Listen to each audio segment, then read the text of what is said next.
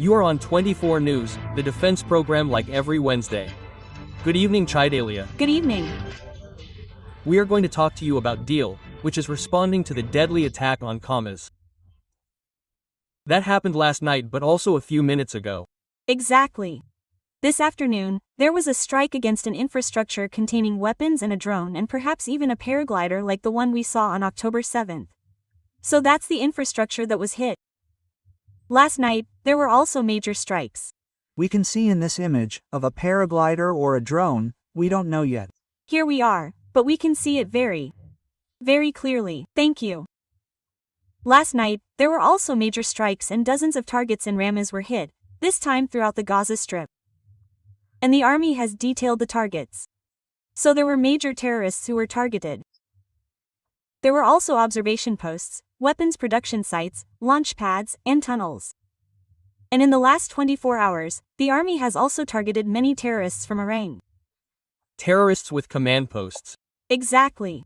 Among them were terrorists who infiltrated on October 7th, mainly terrorists from Nurba, and there was a precision strike that was also carried out in the southern Gaza Strip and that targeted Hatem Mayor Musa Kadre.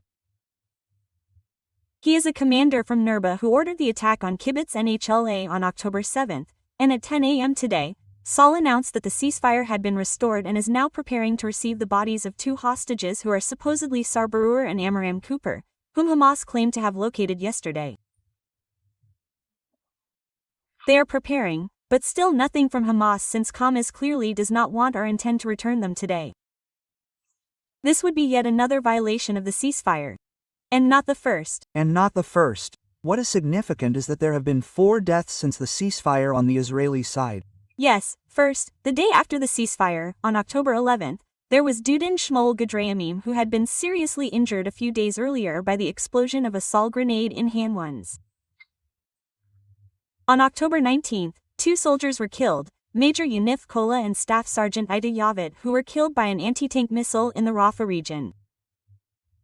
And finally, yesterday, there was Warrant Officer Yona Ariam Felbam whose death was confirmed today by the Israeli army. So that brings to 921 the number of soldiers who have been killed since the beginning of the war. Thank you very much, Shanna Dalia Amitasa. Thank you for being with us.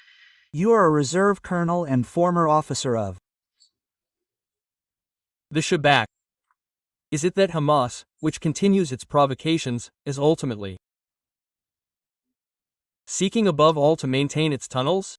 Today, it will go all the way. But what is the end for it?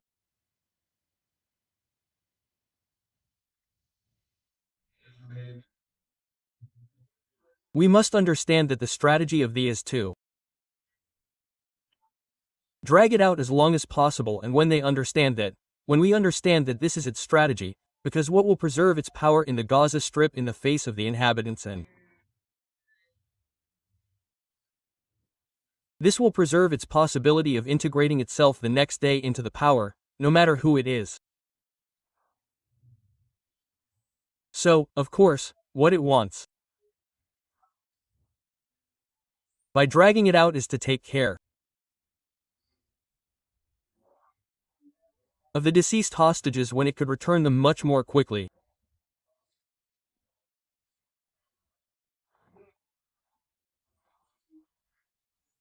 He will drag it out to take advantage of it, and he will make various provocations that will make Israel react, and then we will hear that they accuse Israel of violating the agreement, and once again this gives us the legitimacy to slow down the return of the hostages again, and it starts again.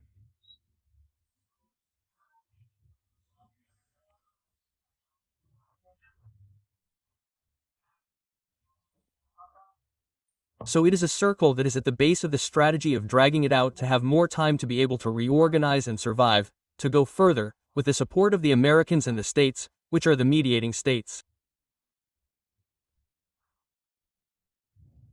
Amit. It is important to understand what is Israel's current strategy and especially what is the role of the Shab during the ceasefire. What is the Shabak doing? How does it manage to be on the ground without necessarily being there?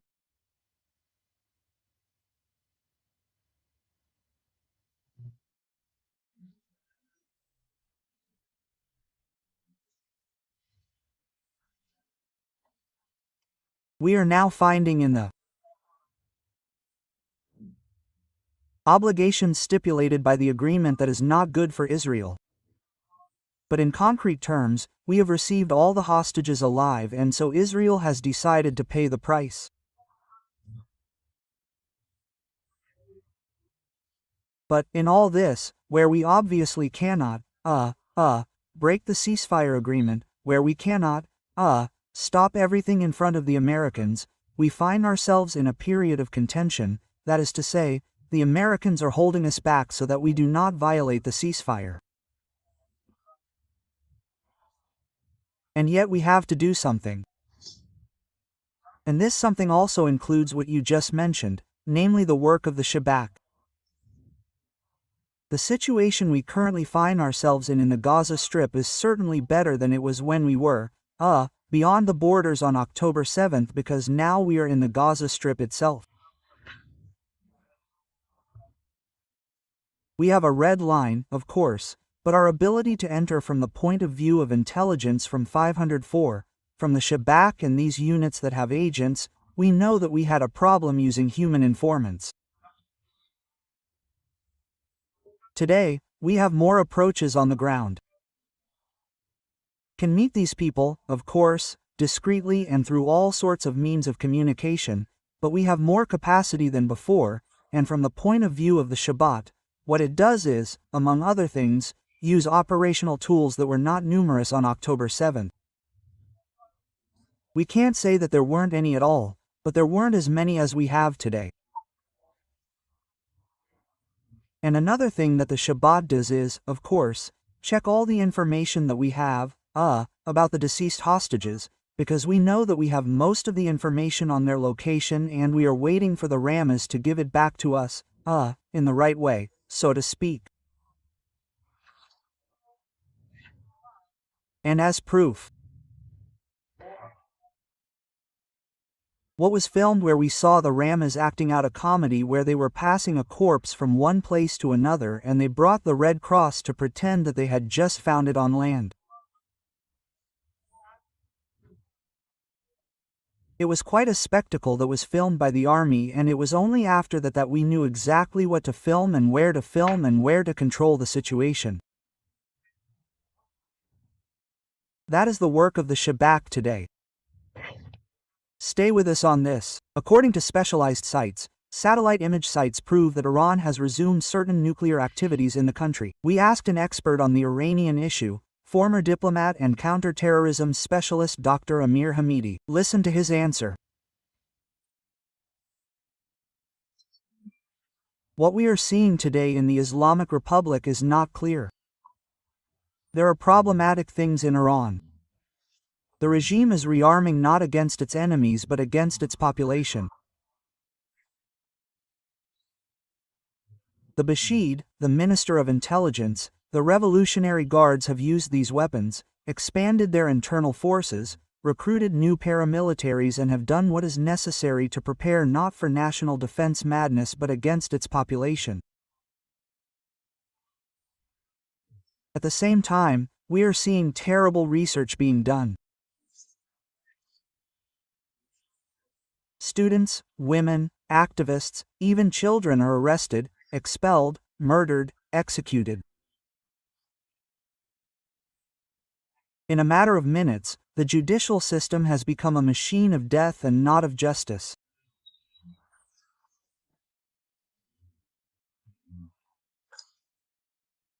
And this is truly a classic sign of a regime that is afraid of losing control with attempts to regain control. It is very substantial and therefore it is indeed extremely worrying.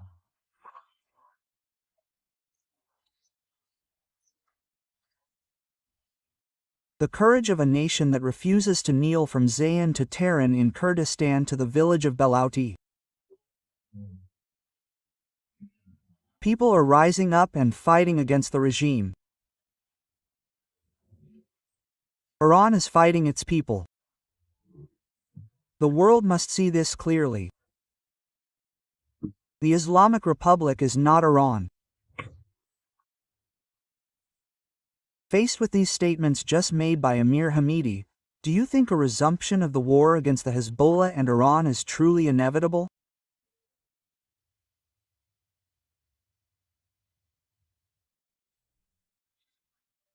Yes, first of all, from the point of view of the Hezbollah, we have changed our actions and what took place before October 7th, that is, containment, we have moved to an offensive policy. We do not wait for the Hezbollah to take action. We identify armaments, an activity of the Hezbollah, and we attack in a way that we seize the initiative. As for Iran, of course, we understand that in the CC agreement, after the 12 days of war, the Americans stopped us before we had time to finish the job of bringing down the Iranian regime. And of course, the detention of all Iranians as hostages. And this is a threat. And Iran continues to want to declare that it wants to destroy the state of Israel and that the regime will not stop its nuclear program.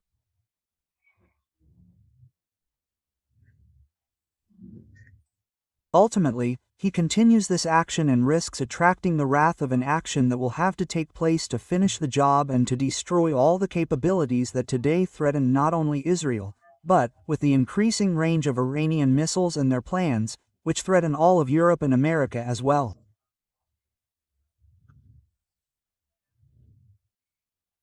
And so I think it is inevitable that we will not succeed in doing things through peaceful means to dismantle Iran from its strategic intentions. And so with the Americans, I think that here again, there will be full and complete cooperation. We will have to finish the job militarily. Of course, we hope not, because that would also mean one of the conflicts. Unfortunately, that is the situation that prevails on the ground. Thank you Amatasa for being with us, former executive of the CHABAC. Ocean Nicole, good evening. Since Amatasa just spoke about the repeated threats from Donald Trump to the American administration. And this time on the Hamas side, the question is whether Hamas is really worried. Yes, there are almost daily threats from Donald Trump against the terrorist organization since Hamas continues to violate the agreement. So most of the time, these threats from the American president are made on his social network Trust, where we see him using crude, clear, precise words, like Donald Trump. Finally, Donald Trump, who promises hell, for example. If this agreement, I quote, of the last chance is not reached, hell will break loose like never before against Hamas. Donald Trump, who assures that he can annihilate Hamas in 2 minutes. So, there are his statements on his social network, but he also does not hesitate to publicly say and publicly threaten Hamas on camera with words that are just as crude. And for Donald Trump, the most important thing is that Hamas disarms. Agrees to lay down their weapons. Look. We told the Hamas that we wanted them to disarm, and they will disarm. And if they don't disarm, we will disarm them, and it will be done quickly, perhaps violently, but they will lay down their arms. The American president does not hesitate to assure us that the Hamas will be completely eradicated. Look. We have 59 countries that have joined the agreement. We have peace in the Middle East for the first time ever. We have reached an agreement with them. They will behave properly, respect the rules, and if they do not, we will intervene and we will eradicate them if necessary. They will be eradicated, and they are. The problem, Matthias, is that we see that there are many threats and ultimatums issued by Donald Trump.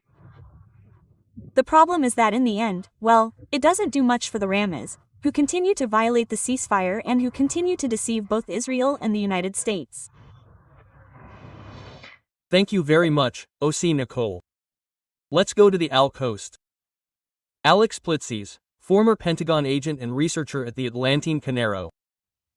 Good evening, thank you for answering our questions and for responding to my invitation. I ask you, is the Hamas trying to humiliate Donald Trump?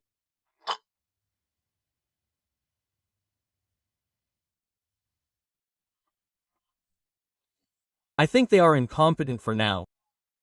This is the final act of their incompetence, of their monstrosity. And they do not have control of the Gaza Strip despite claiming to still be in charge. But they do not have control of their fighters and other groups. They cannot give up the remains of the hostages they murdered on October 7 and kidnapped in Gaza. And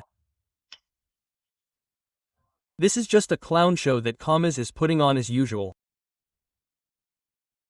So, it's interesting because Israeli officials believe their hands are tied, like under Joe Biden, for example, and others, on the contrary, say that Donald Trump can't be deceived by Hamas forever. What do you say?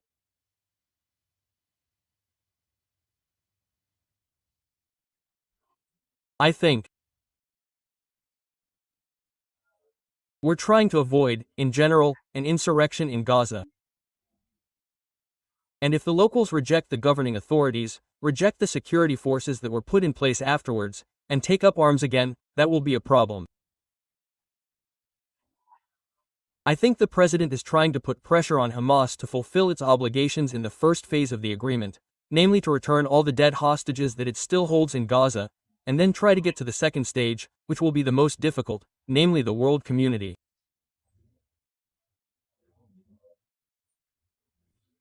A lot of time has been spent blaming Israel for not reaching a peace agreement sooner, but the reality, which is clear from the Biden and Trump administrations, is that Hamas has consistently demanded to retain control of its weapons and wants to be part of the post-conflict security in Gaza.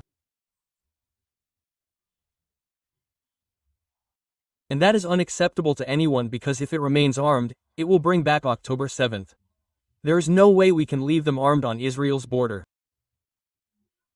The president has clearly stated that he will provide all necessary support. He has not exactly defined what that means, how to exert the necessary pressure to ensure that the regime fulfills its obligations. It is interesting to explain this because I ask you to come and answer my questions since you are connected to the U.S. security and military establishment. Is there currently any friction between the U.S. military, sanctions, and the White House, or is everything fine?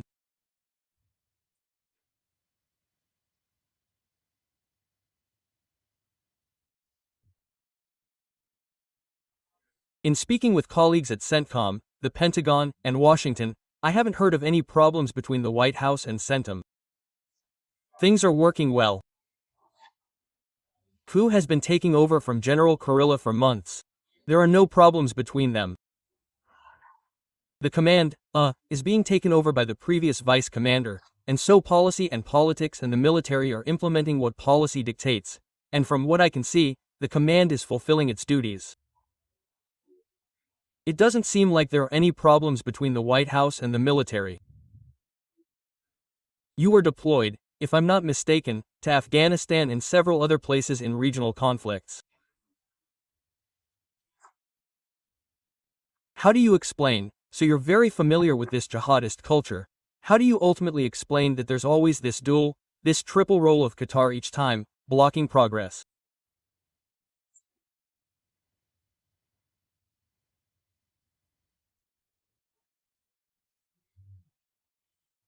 I've worked with Qatar on several occasions, generally on hostage issues, and that was my area of responsibility. And I have seen them up close. Some of what we have seen with the Ramat Gan host in Dora, the Taliban in Dora, it was done at the request of the United States allies very often.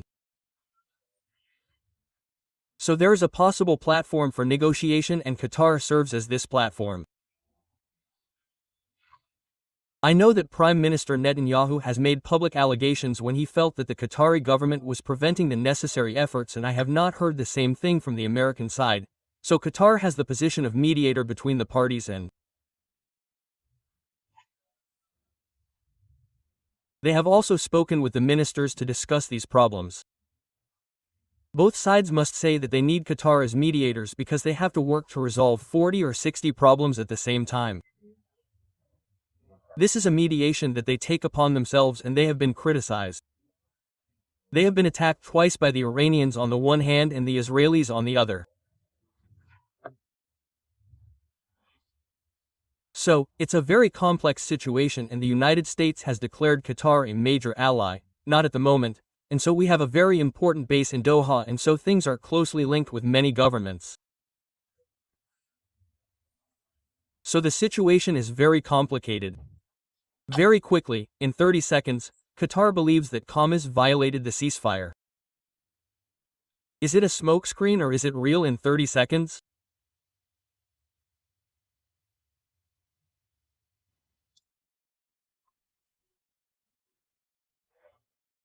That's the problem when you have a non-state actor who doesn't wear a uniform, who has been one of the organizations in Gaza for over 20 years without being truly elected and without a viable opposition. They are responsible for what they signed. So no attack on Israeli forces. They must return the hostages and dead now. And the Israelis will withdraw from Gaza, which is what they did. And if there are elements that are out of control, well, they are responsible for that. They must be responsible for the entire area and all the forces involved. So they are part of the agreement, and whether they want to hear it or not, it is the truth. Israel responded forcefully to remind them of this and the consequences. Thank you, Alex. P.S. It was an honor for me to have you. You will of course come back to be in defense, I hope. Thank you. Intercepting a fighter jet for the Modicel, or €2.50. I am not dreaming. You are not dreaming, but this is the new laser interception system that will perhaps be planned by the Israeli army over the next 10 years. Cyril Lamaridalia. Imagine an F-35 flying at 12,000 meters and living in its last minutes. No missile, no radar, just a beam that heats up. A thin, almost invisible light beam, and in 3 seconds, the most sophisticated plane turns into a ball of fire. It sounds like science fiction, perhaps, and it's already a taste of what's to come in the next 10 years. Israel didn't wait for a Netflix series to come out to experiment with this. Rafael's Oran system has already intercepted drones in real conditions. The cost of a single shot, not tens of thousands, or even thousands of euros, but about €3, cheaper than an hour of parking. Suffice it to say that the cost-effectiveness ratio is changing sides. But beware, the range is still limited and it takes several seconds of warm-up to neutralize a target. Faced with multiple targets simultaneously, the system tires.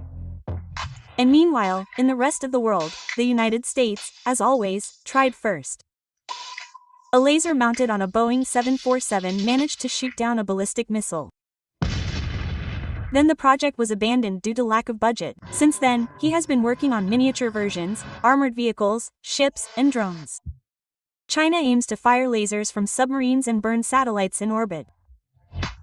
Russia claims to have laser anti-satellite capabilities. There is little tangible evidence. A fighter jet is a block of titanium and carbon fiber that flies at 9,000 meters at supersonic speeds with thermal shielding and sensors. So what are the chances that a 100 kilowatts laser beam like the one from Oritan will be able to damage it? The chances are low for now. In the United States, there is already talk of 300 or even 500 kilowatts lasers. Of course, it takes a few seconds for targeted burning, but this is no longer science fiction. Operational scenarios are already being studied. What if a player like Iran also acquired a high-performance laser? Welcome to a world where air superiority is no longer measured solely in the number of planes, but in the number of beams. If Iran or, by proxy, the Hezbollah, receives a laser shield, a battery of missiles will no longer be needed. A few well-placed beams could be enough to neutralize an F-35. This requires a rethink of operations. It is no longer just a question of jamming radars, but of designing multi-layered attacks. First, drones to force the activation of laser systems, then medium-range missiles to strike infrastructure, and finally, if necessary, the entry of fighter jets. No, the F-35s will not disappear, but they will evolve. A future fighter jet will be equipped with its own laser system. Not necessarily to shoot down other planes, at least not immediately, but to intercept the missiles fired at it. And then, laser-to-laser confrontations. In this case, a good pilot will no longer be enough. A good programmer will be needed. The laser will become one more card, and sometimes the trump card, in the battlefield of tomorrow. This is not the end of the era of air superiority. It is the beginning of a new era. I have overdeveloped at Gedalia. I spoke of 10 at Cheskel and it is 3 at Cheskel. TR Cheskel only, so for one shot, that is to say a little less than €1. So we see that in terms of innovation, it is Indeed, less than €1, less than a stick to take out enemy aircraft. But the reality on the ground, of course, is not the future, it is current events. In the meantime, exactly the current events, as you said today, were this strike against an infrastructure inside which there were weapons, a drone and perhaps even a paratrooper inside. A paratrooper, you are saying? exactly like what we saw on October 7th when we saw terrorists from Ramat Nurba using paratroopers to infiltrate Israeli territory. Thank you, Shani Gedalia. That's it for this defense issue. Thank you for following it, and we'll see you very soon and the news will continue.